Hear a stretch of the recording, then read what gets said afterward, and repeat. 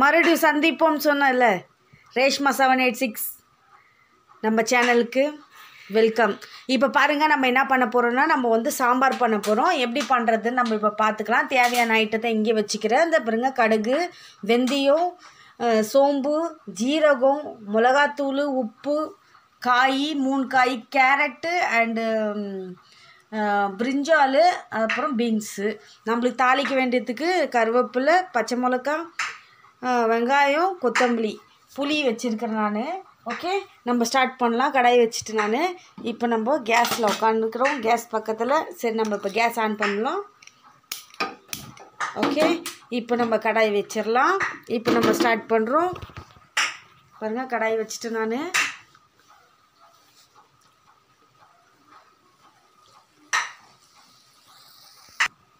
நம்ம இப்போ வந்து எண்ணெய் ஆட் பண்ணிக்கலாம்.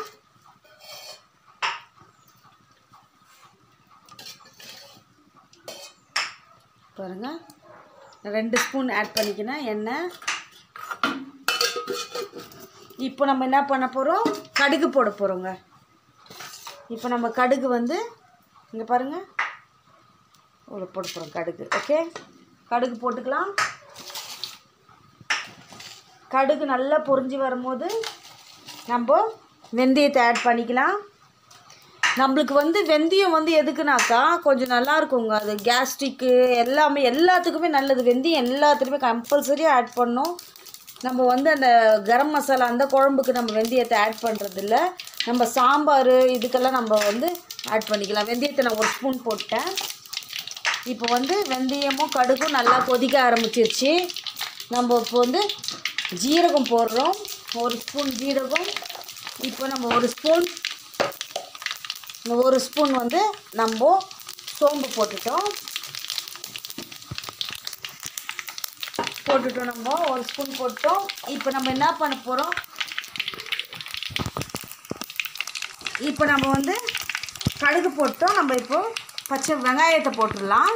இங்கே பாருங்கள், நான் ஒரே ஒரு வெங்காயம் மட்டும்தான் எடுத்துக்கினேன். நம்ம இப்போ வந்து கொஞ்சமாக இப்போ செய்கிறதுனால ஒரே ஒரு வெங்காயம். நான் ஆல்ரெடி நான் வந்து பருப்பை நல்லா பாயில் பண்ணி வச்சுட்டேன். குக்கரில் 2 சிட்டி போட்டு எடுத்துட்டேன். உங்களுக்கு வேணும்னா இப்போ நம்ம கருவேப்பிலையும் போட்டாச்சு. இப்போ நம்ம என்னென்ன போட்டுக்கிறோம், வெந்தயம், ஜீரகம், சோம்பு, கருவேப்பிலை, கொத்தமல்லி. நல்லா வாசனை இப்படியே மணமாக வருது, நல்லா மணக்குது. இப்போ நம்ம என்ன பண்ண போகிறோம்னா நம்ம இப்போ ஆட் பண்ண போகிறது வந்து இப்போ என்னன்னாக்கா, இப்போ நல்லா இப்போ பாருங்கள், நல்லா கலர் சேஞ்ச் வந்துருச்சு. நம்ம என்ன பண்ண போகிறோன்னா இப்போ நம்ம வெஜிடபிள்ஸை ஆட் பண்ண போகிறோம். இப்போ இதில் என்ன கட் பண்ணி வச்சுக்கிறோம்னா கேரட், பீன்ஸு, கத்திரிக்காய். ஓகேவா, இது 3த்தையும் போட்டு நம்ம ஆட் பண்ணிட்டோம். இது வந்து நம்ம இது வேறு மாடலில் பண்ணுறோங்க. நீங்கள் ட்ரை பண்ணி பாருங்கள், கண்டிப்பாக உங்களுக்கும் பிடிக்கும். வெஜிடபிள்ஸாக பசங்க ஒதுக்காதுங்க. இது நீங்கள் ட்ரை பண்ணிங்கன்னா இதே மாதிரி நல்லா ஒரு டேஸ்டியான ரெசிபி வந்து உங்கள் வீட்லேயே நீங்கள் செய்யலாம். இப்போ நம்ம என்ன பண்ண போகிறோன்னா நம்ம சால்ட் ஆட் பண்ண போகிறோம். நம்மளுக்கு தேவையான அளவுக்கு நம்ம சால்ட்டு, நம்மளுக்கு எவ்வளோ சாம்பாருக்கு தேவையோ நான் சால்ட்டு தேவையான அளவு எடுத்துக்கணும். உங்களுக்கு எவ்வளோ தேவைப்படுதோ அவ்வளோ சால்ட்டை நீங்கள் எடுத்துக்கோங்க.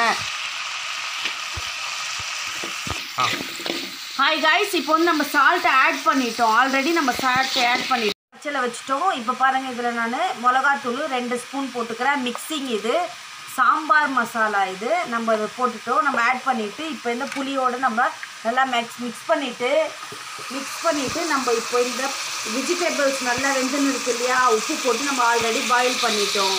இப்போ பாயில் பண்ண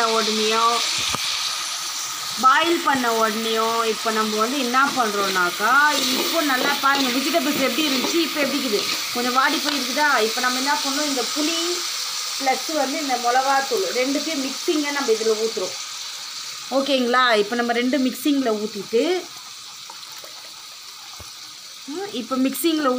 இப்போ என்ன பண்ணணும், கொஞ்ச நேரம் நம்ம வந்து வெயிட் பண்ணணும். கொஞ்ச நேரம் வெயிட் பண்ணிட்டோன்னா இப்போ பாருங்கள் நான் எப்படி அது நல்லா பாயில் ஆகிடணும். அதில் பாயில் ஆன உடனே அந்த டேஸ்ட்டு வந்து அந்த உப்பு புளியோட டேஸ்ட்டு வந்து அந்த சாம்பாரில் போயிடும். ஓகேங்களா, இப்போது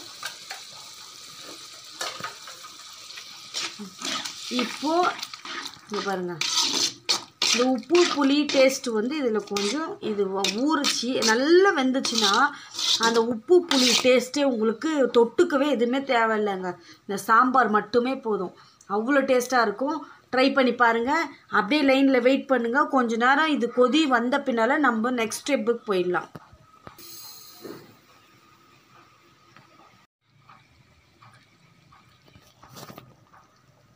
கைஸ் பாருங்கள், இப்போ நல்லா கொதி வந்துருச்சு. இப்போ பாருங்கள், நல்லா சாம்பார் நல்லா ஒரு லெவலுக்கு வந்துருச்சு பாருங்கள். இன்னும் கொஞ்ச நேரம் பாயில் ஆனால் போதும். இப்போ பார்த்துனே இருங்க, இன்னும் இவ்வளோ அழகாக எவ்வளோ டேஸ்டியாக வந்துருக்குது பாருங்கள். இப்பயே இன்னும் கொஞ்சம் போச்சுன்னா இன்னும் நல்லா டேஸ்டி வந்துடும்.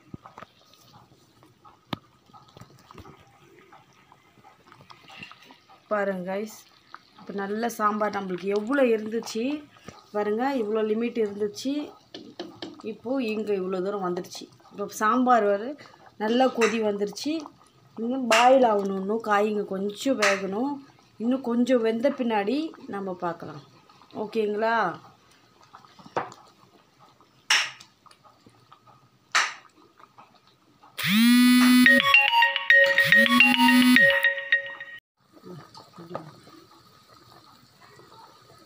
காய்ஸ் இப்போ பாருங்கள், நல்லா கொதி வந்துருச்சு. இப்போ உங்களுக்கே தெரியும், அதை பார்த்த உடனே எப்படி கொதிக்குதுன்னு சொல்லிட்டு நல்லா கொதி வந்துருச்சு. இப்போ நம்ம நெக்ஸ்ட் என்ன பண்ண போகிறோம்னா, இப்போ அது நல்லா கொதி வந்துருச்சு. நம்ம ஆல்ரெடி பருப்பு தக்காளி வெங்காயம் அப்புறம் வந்து பச்சை மிளகா போட்டு பருப்பு தக்காளி வெங்காயம் பூண்டு போட்டு நம்ம ஆல்ரெடி நம்ம பாயில் பண்ணி வச்சுக்கிறோம் பருப்பை.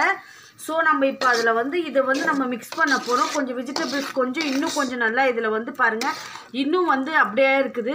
இன்னும் அது கொஞ்சம் நல்லா அது கொஞ்சம் இன்னும் வேகணும். வெந்த பின்னாடி நம்ம வந்து இது என்ன எல்லாம் என்ன சொல்லுவாங்க, சாம்பார் செய்யும் போது இல்லை லாஸ்ட்டில் தான் நம்ம புளி ஊற்றணும், அப்போ தான் வந்து காய் வேகும்னு சொல்லுவாங்க.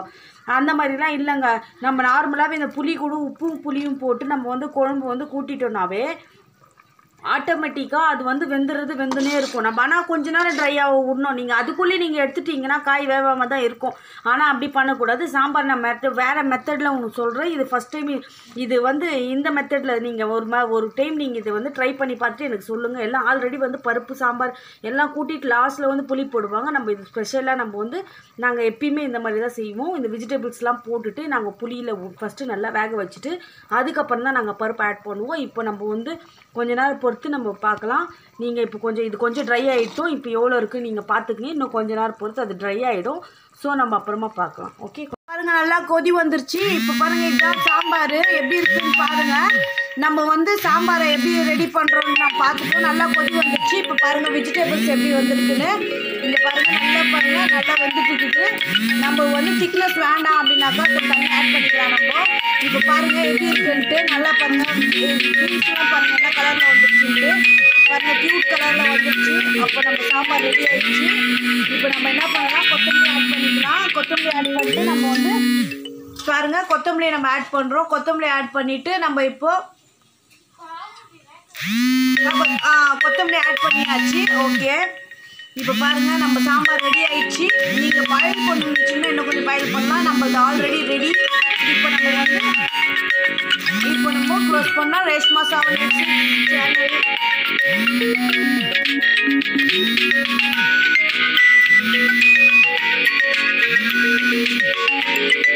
ஷேர் பண்ணுங்கள், கமெண்ட் பண்ணுங்கள், சப்ஸ்கிரைப் பண்ணுங்கள், லைக் பண்ணுங்கள் காய்ஸ். இப்போ பாருங்கள் நம்ம வந்து சாம்பார் நல்லா பிரமாதமாக ரெடி ஆயிடுச்சு. தேங்க்யூ டு வாட்சிங் ரேஷ்மா 786 நம்ம சேனலில் மறுபடியும் மீண்டும் சந்திப்போம். தேங்க்யூ, பாய். பாருங்க கைஸ், இப்போ வந்து தண்ணி மாதிரி இருந்துச்சு. இப்போ வந்து கொஞ்சம் திக்னஸ் வந்துருக்கு. இப்போ நம்ம இந்த பருப்பை வந்து இதில் ஆட் பண்ணிக்கலாம். பருப்பு பாருங்கள் நம்ம இதில் ஆட் பண்ணிக்கலாம். இப்போ பாருங்கள் பருப்பை நான் ஆட் பண்ணிட்டேன். இப்போ நம்ம பருப்பு வச்சுருந்த பாத்திரத்தில் பருப்பு இருக்குது. ஸோ நம்ம என்ன பண்ணலாம், தண்ணி கொஞ்சம் ஆட் பண்ணிக்கலாம். நான் கிரைண்ட்லாம் பண்ணல பருப்பை, ஆல்ரெடி நான் அப்படியே போட்டுட்டேன். அந்த டேஸ்ட்டு அந்த பருப்பு நல்லா மிக்சிங் ஆகிடும். இப்போ பாருங்கள் நம்ம இந்த பருப்பை ஆட் பண்ணி வச்சுருந்தோம் இல்லையா. இப்போ நல்லா மேஷ் ஆகிடுச்சு. ஆல்ரெடி மேஷ்டு பருப்பு, ஆல்ரெடி மேஷ். இன்னும் கொஞ்சம் கொதி வந்துச்சுன்னா பருப்பு தெரியாது. இப்போ நம்ம இவ்வளோதாங்க சாம்பார். இப்போ நம்ம இன்னும் வந்து என்ன பண்ண போகிறோம், இதில் வந்து 2 சில்லி ஆட் பண்ணிக்கிறோம். நம்ம கீரைலாம் ஒன்றும் இல்லை, அப்படியே முழுசாகவே போடுறோம் டேஸ்ட்டுக்கு. 2 சில்லி போட்டுக்கிறோம். நில்லுங்க, கொஞ்சம் கொதி வரட்டும், நம்ம நெக்ஸ்ட்டு பார்ப்போம்.